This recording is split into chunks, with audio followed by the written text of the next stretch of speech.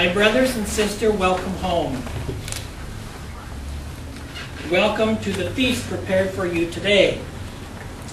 Welcome to the place of reconciliation. Welcome to a day in the season of Lent which is somewhat heightened by more joy, more color, more feasting, more celebration.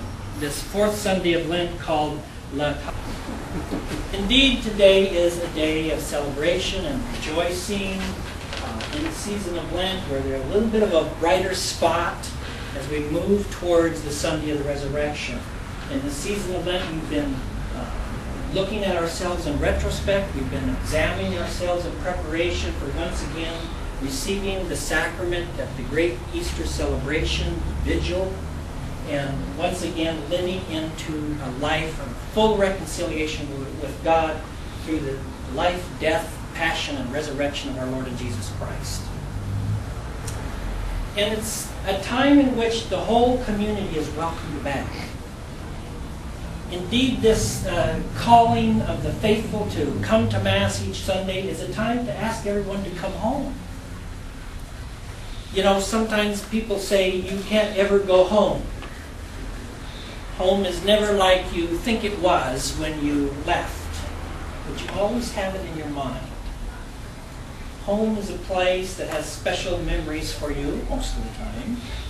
Home is a place where you grew up, you learned things, you felt comfortable, you had fun, and so we all have some good memories of home.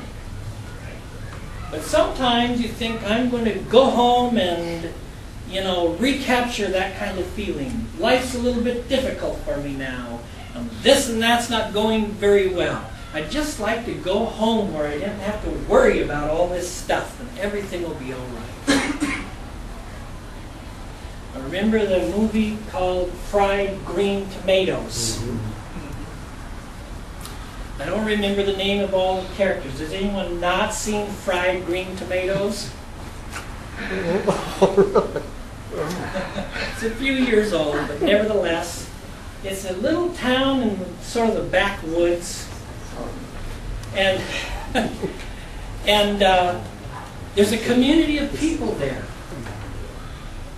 and they all, in different times of the day or in the evening, they all gather in the center of the town, and the roads are not paved; it's all their dirt roads, and the people go to the restaurant. And the restaurant's specialty is serving fried green tomatoes. Never tried a fried green tomato? They're not bad.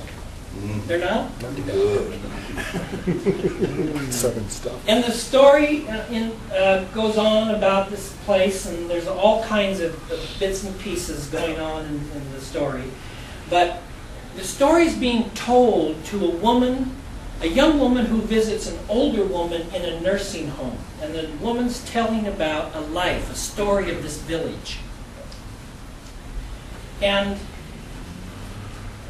the younger woman is having a lot of difficulty and trouble in her life.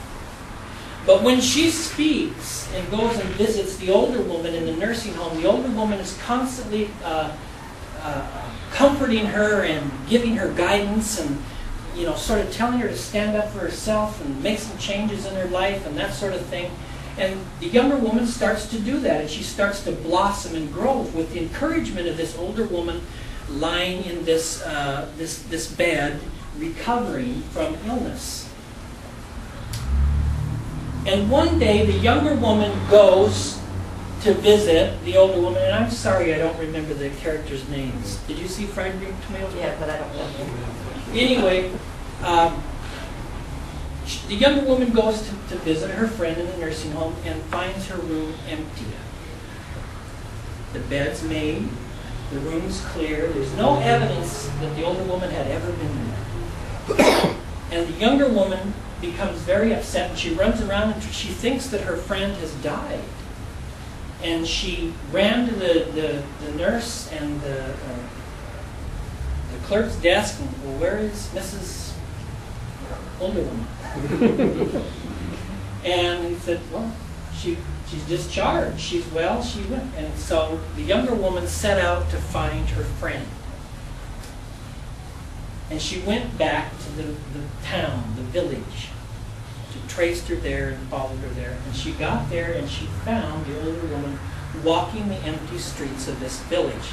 Nobody was there. The restaurant and all the buildings in the center of town were all sort of decrepit and falling apart. And the young woman gets out of the car and she walks down the street.